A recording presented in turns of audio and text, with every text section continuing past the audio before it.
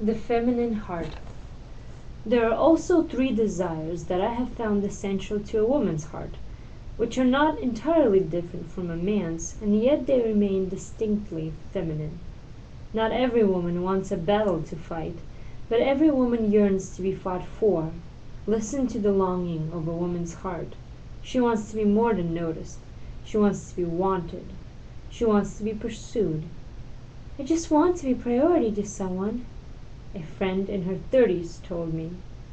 And her childhood dreams of a knight in shining armor coming to rescue her are not girlish fantasies. They are the core of the feminine heart and the life she knows she was made for. So Zack comes back for Paula in An Office and a Gentleman. Frederick comes back for Jo in Little Women. And Edward returns to pledge his undying love for Eleanor in Sense and Sensibility. Every woman also wants an adventure to share. One of my wife's favorite films is The Man from Snowy River. She loves the scene where Jessica, the beautiful young heroine, is rescued by Jim, her hero, and together they ride on horseback through the wilds of the Australian wilderness. "I want to be Isabeau and Lady Hawke," she confessed another female friend. "To be cherished, pursued, fought for. Yes, but I want to be strong and a part of the adventure." So many men make the mistake of thinking that the woman is the adventure. But that is where the relationship immediately goes downhill.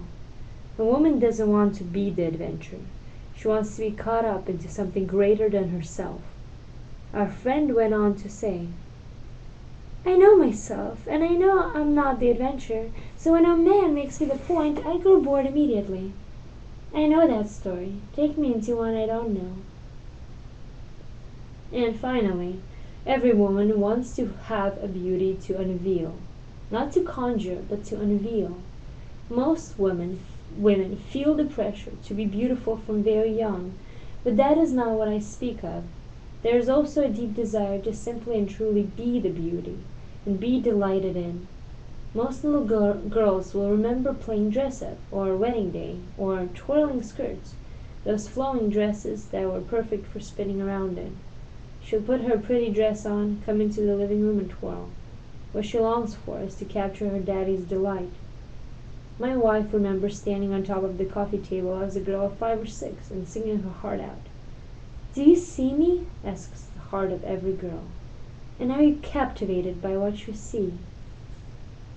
The world kills a woman's heart when it tells her to be tough, efficient, and independent. Sadly, Christianity has missed her heart as well. Walk into most churches in America, have a look around, and ask yourself this question: what is a Christian woman? Again, don't listen to what is said. Look at what you find there. There is no doubt about it. You'd have to admit, a Christian woman is tired.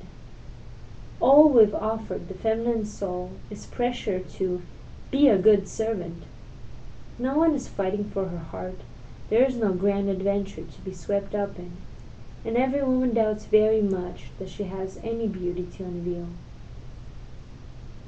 By way of the heart. Which would you rather be said of you? "Harry? Sure, I know him. He's a real sweet guy." Or, "Yes, I know about Harry. He's a dangerous man, in a really good way." Ladies, how about you? Which man would you rather have as your mate? Some women, hurt by masculinity gone bad, might argue for the safe man, and then wonder why, years later, there is no passion in their marriage, why he is distant and cold. And as for your own femininity, which would you rather have said of you? That you are a tireless worker, or that you are a captivating woman? I rest my case. What if?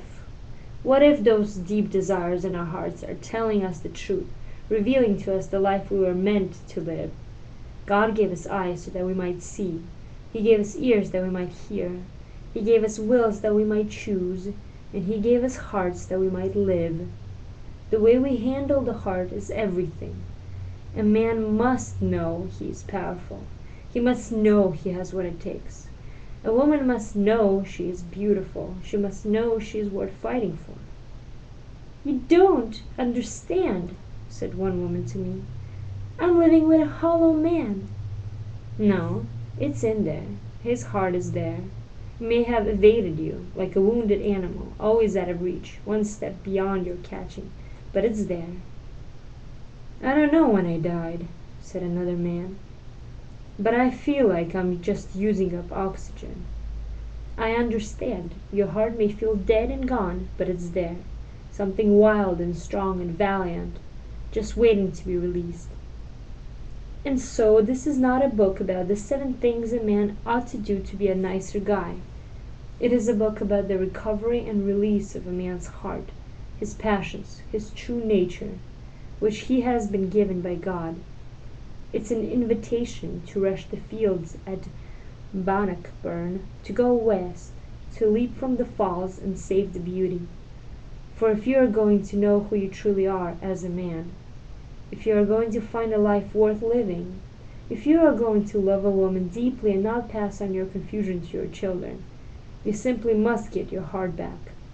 You must head up into the high country of the soul, into wild and uncharted regions, and track down that elusive prey.